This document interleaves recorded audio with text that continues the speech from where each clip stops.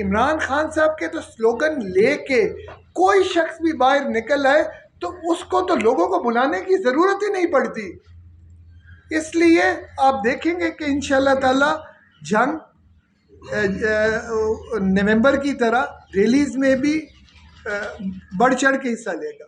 जो जो रैलियों की बात आपने कही है ना, मैं आपकी गोशगुजार करूँगा कि जो 26 नवंबर को जो इमरान खान साहब ने रावलपिंडी लॉन्ग मार्च की जो कॉल दी थी, अल्हम्दुलिल्लाह मैं बड़ा प्राउडली ये कह सकता हूँ कि इस चीज़ को इमरान खान साहब ने अप्रिशिएट किया। और ख़ास तौर पे जितने भी साउथ पंजाब से लोग रैलीज़ को लेके आए हैं ना, उन्होंने जब जंग की रैली को देखा है तो उन सब ने खान साहब को जाके बताया कि इस दफ़ा जंग सबसे बाजी ले गया, कि सबसे सबकत ले गया जंग डिस्ट्रिक्ट, और खान साहब ने इसको अप्रिशिएट किया है।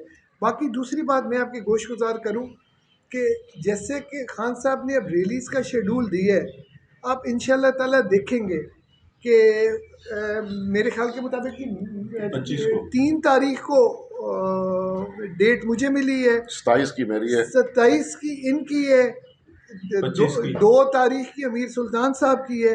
आप देखेंगे कि इंशाल्लाह ताला इस वक्त मेरे ख्याल के मुताबिक, बल्कि आप देखेंगे जी वो लोग इलेक्शन से क्यों भाग रहे हैं कि उनकी अवाम में पॉपुलैरिटी नहीं है। इमरान खान साहब के तो स्लोगन लेके कोई शख्स भी बाहर निकल आए तो उसको तो लोगों को बुलाने की ज़रूरत ही नहीं पड़ती। इसलिए आप देखेंगे कि इंशाल्लाह ताला जंग नवंबर की तरह रैलीज़ में भी बढ़ चढ़ के हिस्सा लेगा। सर देखिए मैं आपको करेक्ट करता हूँ जरा, ये सिर्फ बात अवान सबान और चेला सबान की नहीं है, ये पूरे शहजादा ग्रुप की बात है, ये पीटीआई की बात है। और जो देखिए बात देखिए बात यह मैं सकता है, ये बात पीटीआई है वर्सेस केयर टेकर गवर्नमेंट है।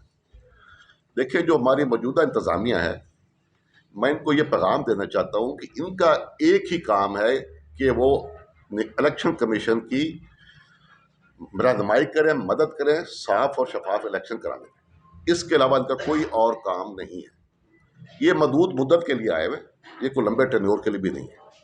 और ये जो ऑडियो लीक हुई है जिसमें काफ़ी चीज़ों का जिक्र है, मैं कहूँगा कि ये इसने जंग पुलिस के सरबराह पे बहुत संगीन इल्ज़ामात हैं, बहुत सवालात उठा दिए। और मैं ये ज़ाती तौर पर समझता हूँ, मैं खुद भी फोर्स का हिस्सा रहा हूँ, कि ये जंग पुलिस एज अ फोर्स उसका मोराल नीचे गया है। मैं डीपीओ साहब को यही पैगाम देना चाहूँगा, इस वक्त पुलिस फोर्स दहशत गर्दों के हमलों के जद में है। केपी में देख लें, कराची में देख लें, बलूचिस्तान में देख लें। इनको बजाय किसी के कहने पे पीटीआई के वर्कर्स को इंतकाम की निशाना बनाना, इसके बजाय चाहिए कि अपनी फोर्स पे तवज्जो दें और अपनी फोर्स को दहशत गर्दों के खिलाफ तैयार करें। सबसे पहले हम खुद तैयार हैं, हम खुद गिरफ्तारी सबसे पहले हमसे शुरू होगी, फिर किसी कारकुन पर जाएगी। और दूसरी जो आप ये देख लें, किसी तरीके से ये जो इम्पोर्टेड गवर्नमेंट है, इन्होंने जो जिमनी इलेक्शन में गई है एमएनएस के, उन्होंने अपने कागजात वापस ले लिए हैं। इन्होंने जो 4 माह में $100 का रेट बढ़ाया, घी का रेट देखे 700 कितने रुपए हो गया, आटा आज मिल नहीं रहा, लोगों की पहुंच से बाहर हो गया, लोग खुदकुशियां कर रहे हैं, सफेद पोश आदमी का रहना मुश्किल हो गया। अगर आप तमाम हालात को देखें तो इलेक्शन इनके लिए फेवरेबल नहीं है। ये कोई ऐसा हल करना चाह रहे हैं कि कोई जज इनको कह दें कि आप इलेक्शन ना कराएं, लेकिन आयन के अंदर रहते उन्होंने आयन से बाहर नहीं जाना। ये इलेक्शन इंशाल्लाह ताला होंगे। जैसे ये अपनी आंखें बंद कर रहे हैं इलेक्शन से भागने के लिए, ऐसे कहते हैं ना कि बिल्ली ने कबूतर को छोड़ नहीं देना, ये इलेक्शन होने ही होने इंशाल्लाह। आपकी टेक्सटाइल इंडस्ट्री जो है, 100 नई टेक्सटाइल मिलें लगी, वहाँ मजदूर नहीं मिलते थे। आपकी $32 अरब की एक्सपोर्ट्स हुई, आपकी 31 अरब, वो 80 बंद कर दिया ना, गल छोड़ लो ना, $31 अरब हमें बाहर ओवरसीज पाकिस्तानियों ने भेजा। ये इमरान खान पे एतबार। हमारे दौर में कोरोना के बावजूद उस वक्त पेट्रोल की कीमत थी $128 पर बैरल, हम पेट्रोल दे रहे थे 150 पे। अभी इंटरनेशनल मार्केट में पेट्रोल की जो है, तेल की एक बैरल 98 रुपीज़ है, $98 है, और पेट्रोल देखें आप 270 पे चले गए। हमारे दौर में महंगाई की जो शरह थी, इन्फ्लेशन थी, वो 11% थी। आज की देखें तो 30% है।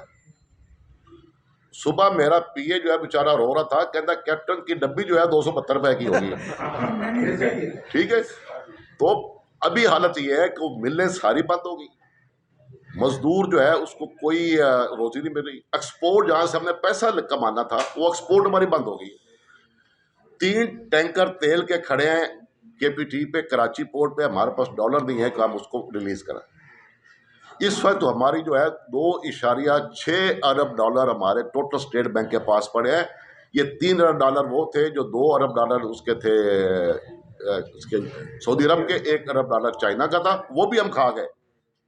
और अभी तक इनको $1 अरब लेने के लिए अभी तक इन्होंने बिजली देखें बढ़ा दी है, गैस 75% बढ़ा दी इन्होंने। ओवरसीज पाकिस्तानी अपना पैसा लेके बाहर चले गए हैं, और जो उन्होंने मसनूई डॉलर को रोके रखा है, उससे जो ओवरसीज पाकिस्तानी था उसको पर डॉलर 30-40 रुपए का नुकसान हो रहा था। वो हुंडी हवाला से उन्होंने भेजने शुरू कर दिया, स्टेट बैंक में किसी ने नहीं भेजे। इन पे तो इतबार ही कोई नहीं करता है।